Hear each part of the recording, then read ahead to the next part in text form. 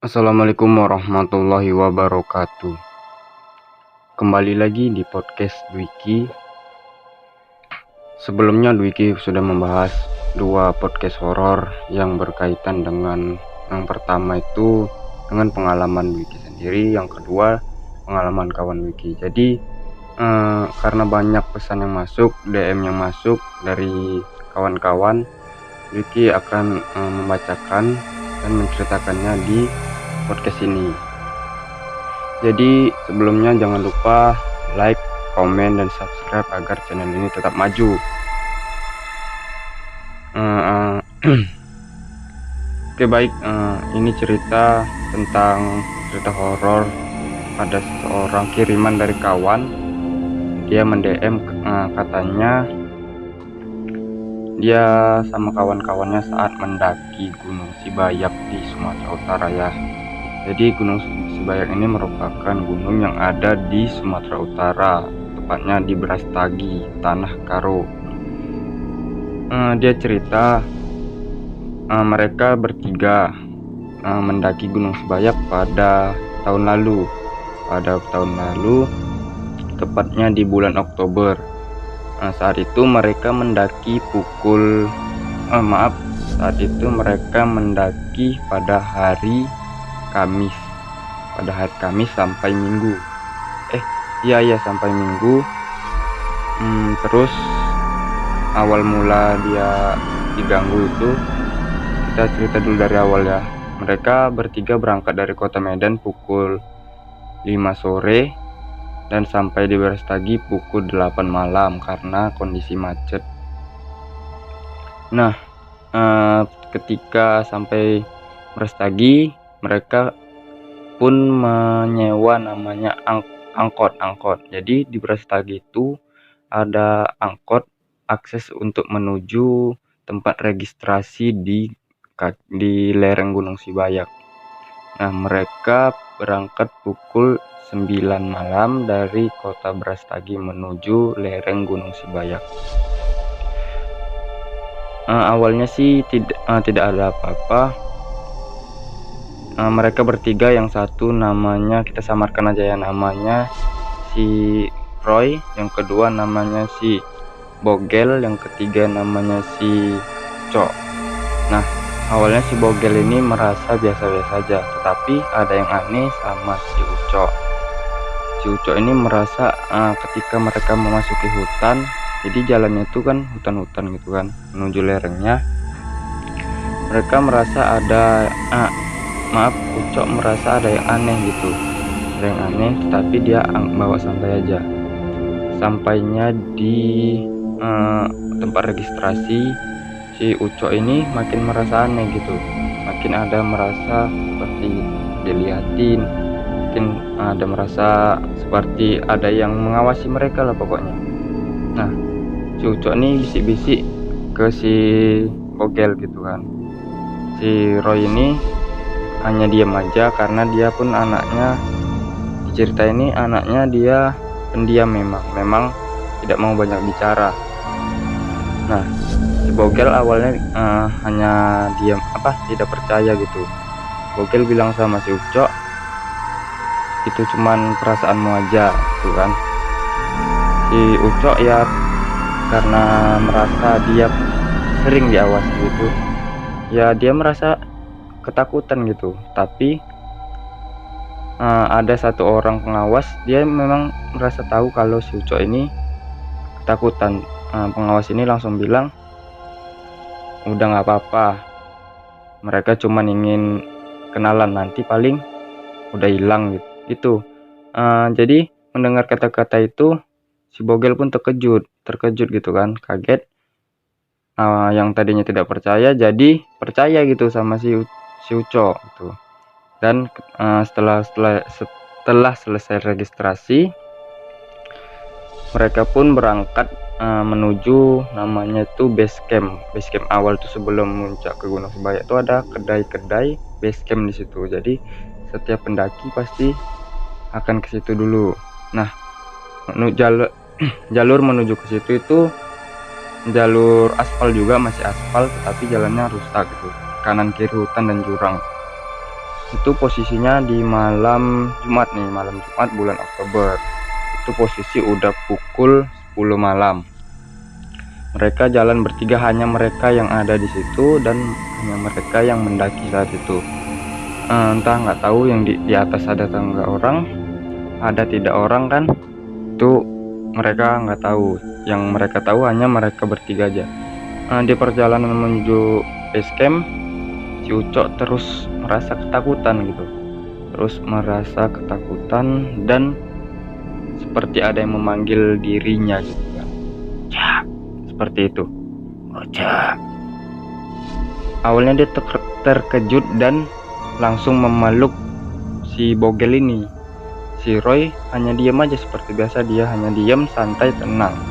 Tapi si Ucok ini ya gitu, langsung ketakutan memeluk Roy. Maksudnya memeluk Bogel.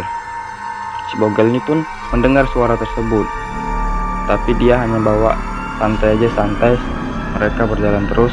Selama menuju base camp itu ada 3 kali terdengar suara semak-semak seperti ada binatang buas. Terus ada yang memanggil mereka dan seperti ada yang mengawasi mereka gitu dari arah samping mereka. Sampainya di base camp, itu kan ada berjajar kedai-kedai untuk para pendaki beristirahat.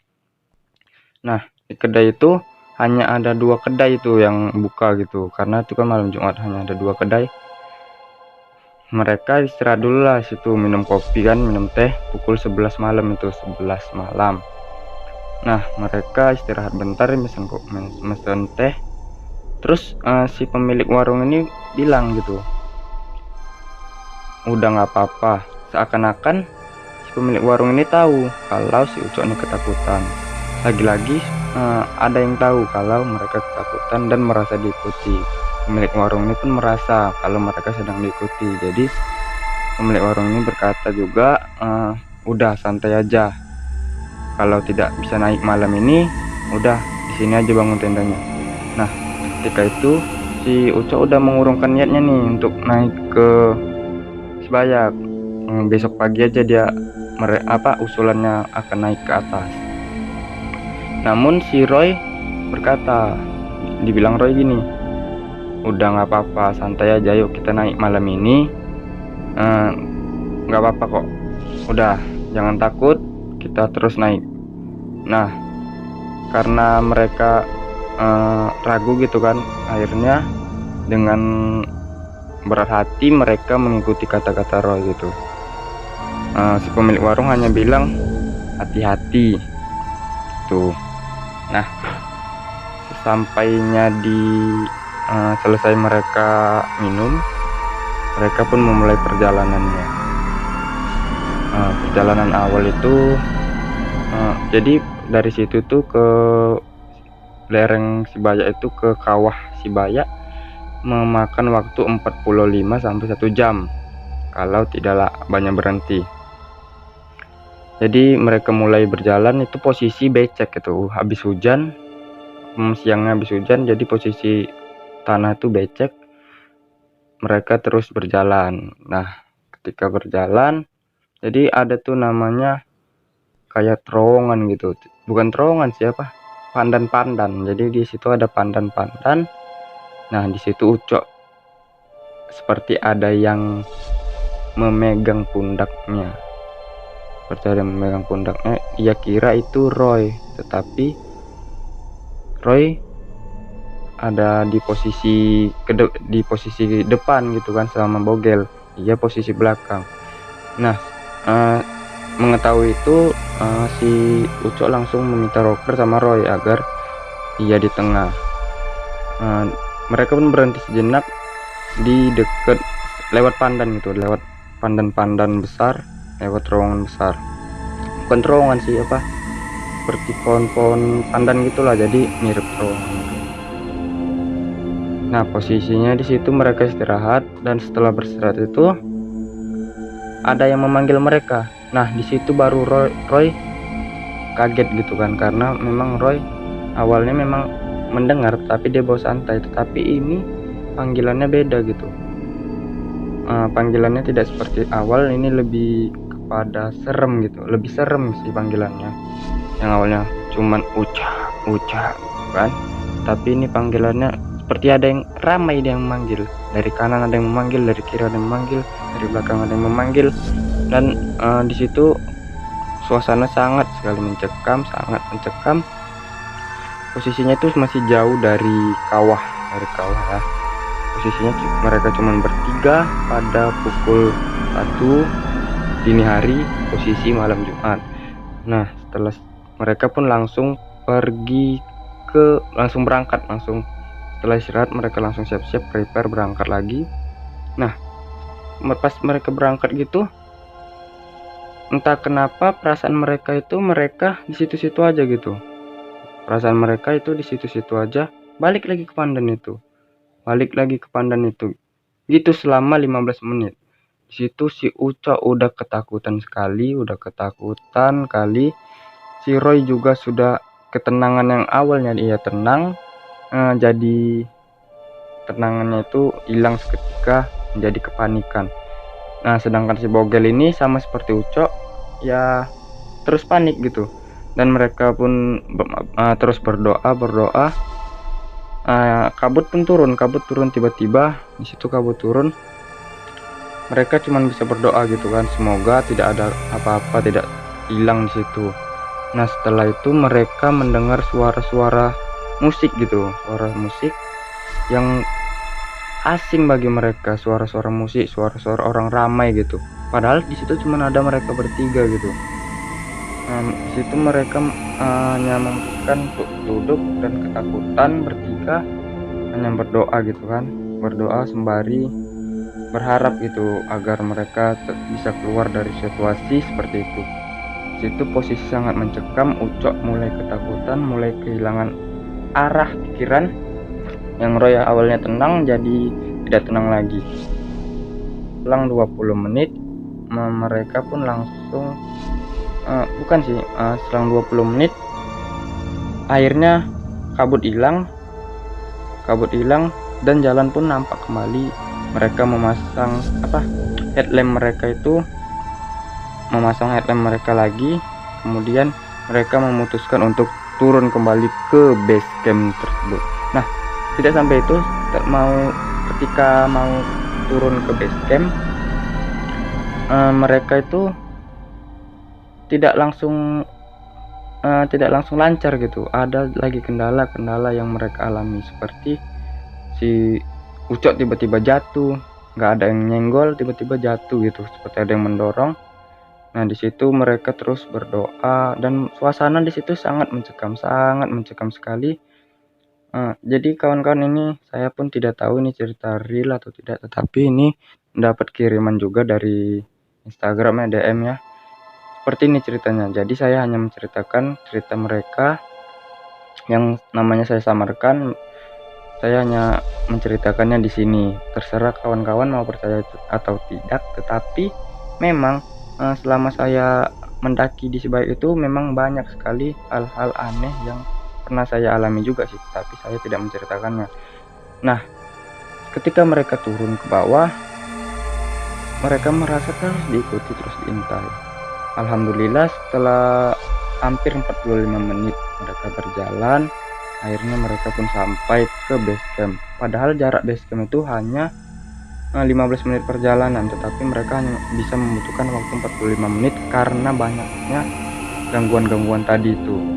Mereka disesatkan lah, mereka dibawa ke mungkin dibawa ke dimensi lain. Setelah sampai base camp, sang penjaga warung itu berkata, bilang sama mereka lagi, kan sudah saya bilang jangan naik karena memang ini malamnya malam tidak baik, katanya kan. Jadi mereka pun minta maaf pada pemilik warung karena tidak mengindahkan larangannya. Tapi pemilik warung langsung seperti ada interaksi kepada makhluk tersebut, bahwasanya mereka itu ya hanya pendaki biasa, tidak mau merusak dan tidak mau ada niat aneh. setelah pendaki itu berinteraksi sama yang maaf cakap yang kita pemilik warung itu berinteraksi sama makhluk tersebut, akhirnya mereka pun membangun tenda di dekat warung itu, dan gangguan-gangguan itu pun udah mulai hilang sampai keesokan paginya baru mereka naik ke atas Sibaya. Nah, dari cerita ini kawan-kawan, memang percaya tidak percaya, tapi banyak sekali telah kita dengar, kita amati, kita jumpai cerita-cerita mistis di atas gunung. Bukan hanya Gunung Sibaya, tetapi banyak gunung-gunung di luar Medan, di luar Sumatera Utara yang memang terbilang angker ya, tetapi tergantung kitanya mau kita percaya atau tidak, mau kita yakini atau tidak. Nah, yang pasti di alam itu setiap alam itu ada penghuninya, setiap tempat ada penghuninya. Mau kita percaya atau tidak, yang penting alam gaib itu memang tetap ada kawan-kawan. Apalagi gunung adalah tempatnya para jin, para makhluk-makhluk seperti itu. Jadi kita sebagai manusia, alangkah baiknya niat kita luruskan dulu dari awal, jangan niat kotor, jangan niat yang aneh-aneh. Jadi mendaki seperti pendaki pada umumnya, mendakilah untuk menikmati, jangan mendaki untuk merusak. Mari kita jaga alam kita. Jadi kita jaga alam kita agar tetap lestari kawan-kawan. Jadi dengan cerita mistis seperti ini, kita boleh percaya boleh tidak kawan-kawan, itu terserah kawan-kawan. Jadi sampai sini aja podcast Serem Dwiki pada hari ini. Jangan lupa like, komen, dan subscribe channel ini agar channel ini tetap maju. Jadi buat kawan-kawan yang punya cerita mistis, bisa DM aja ke @dwiki_ramadan2 agar ceritanya bisa Dwiki ceritakan di podcast ini. Dan jangan lupa jaga kesehatan. Ingat, alam gaib itu ada, mereka ada di mana-mana. Mari jangan saling mengganggu.